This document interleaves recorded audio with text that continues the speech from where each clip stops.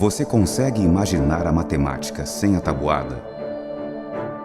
A química sem a tabela periódica? A física sem fórmulas? Então prepare-se para, a partir de hoje, compreender a linguagem de uma forma diferente.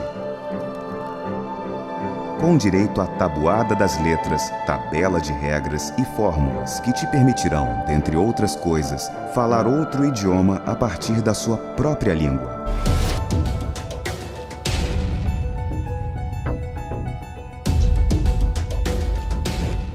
Se você está assistindo esse vídeo, então você é testemunha da mais nova revolução da linguagem humana. Linguagem é métrica.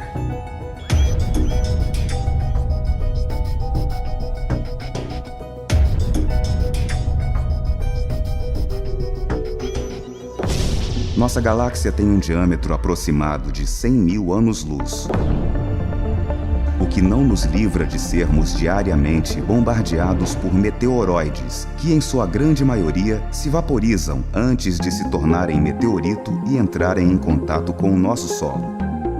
Esse meteoroide, por exemplo, vai se chocar com a Terra em poucos segundos. Quando ele entrar em fricção com nossa atmosfera, vai gerar um rasto luminoso, se tornar um meteoro e por muitos de nós ser chamado vulgarmente de estrela cadente.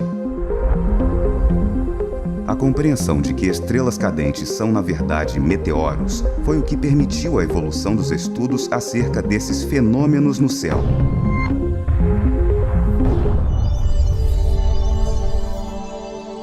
Imagine que, metaforicamente, a linguagem tem sido tratada ao longo de muitos milênios como uma estrela cadente e que, não tão de repente, passou a ser estudada, agora sim, como o meteoro que de fato é.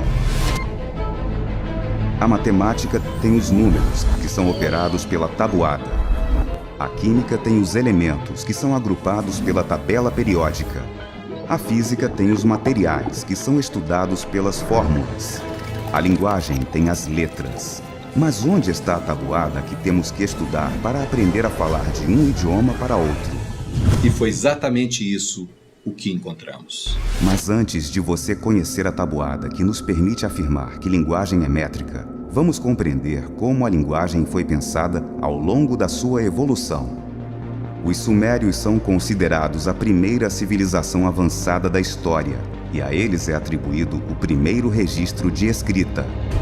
Eles cunhavam ideogramas, milhares de símbolos dificultavam e muito a comunicação escrita. E para descomplicar tudo isso vieram os fenícios. Conhecidos como o povo que por muito tempo dominou o comércio náutico, são ainda os responsáveis por criar o primeiro alfabeto a que se tem registro. De tanto negociarem com diferentes povos de diferentes idiomas, criaram 23 consoantes, ou símbolos, onde diferentes combinações dessas letras poderiam formar significados diferentes. E como é bem mais fácil decorar 23 símbolos aos mais de 1000 dos egípcios, logo vários povos com os quais os fenícios mantinham negócios já estavam fazendo uso do tal alfabeto, com exceção dos orientais, que não negociavam com os fenícios, o que justifica terem se comunicado através de ideograma por muito mais tempo que o Ocidente. Paralelo à forma escrita, os fenícios quantificaram as ondas de som em dois grupos. Os sons materiais, que hoje conhecemos como notas musicais, e os sons orgânicos animais. Basicamente, os fenícios desenvolveram duas escalas distintas que ajudam a transcrever os sons. E dessa forma desenvolveram a escrita alfabética, o que significa que os símbolos não representariam mais ideias ou objetos, mas sons.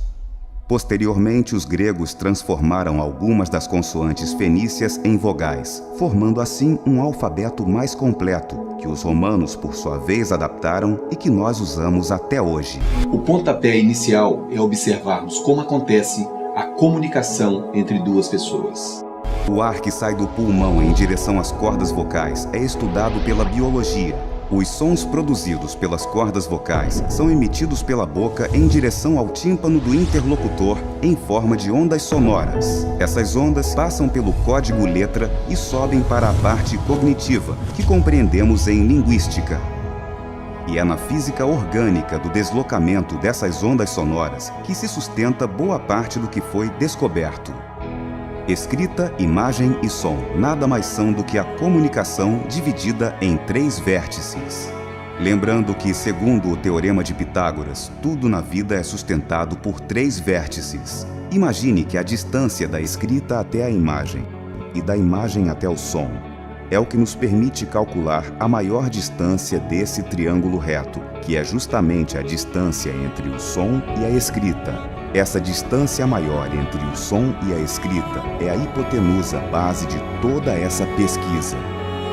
Quando nós convertemos a comunicação em tecnologia, por exemplo, podemos dizer que a escrita é equivalente a DOS, que a imagem começou com a Windows, seguida pela iOS, Android, entre outras. Mas e o som? O que seria o som em programação? Talvez você não compreenda o gigantismo escondido nessa questão.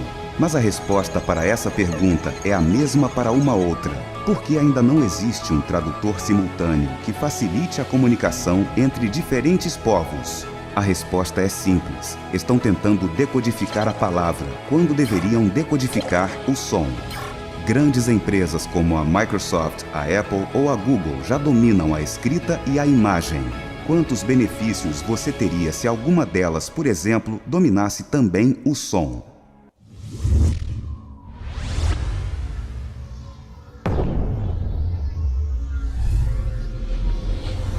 Vamos voltar bastante nessa história para amarrar uma ponta solta.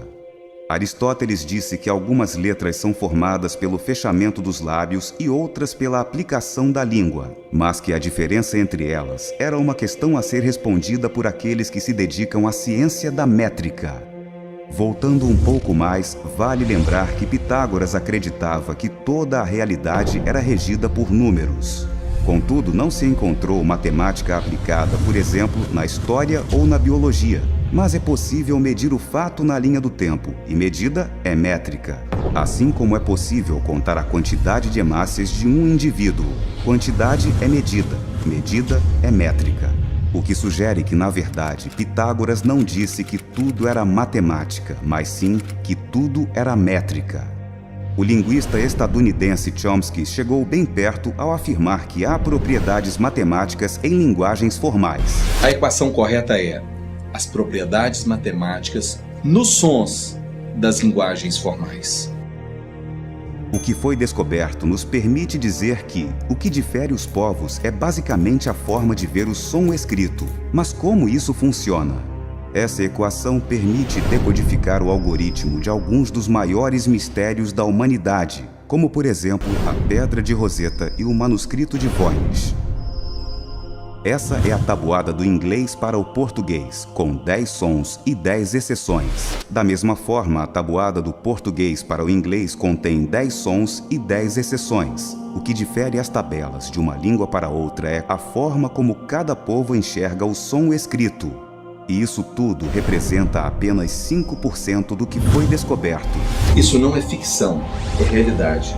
Estamos entrando numa nova era, a era do conhecimento perdido da humanidade.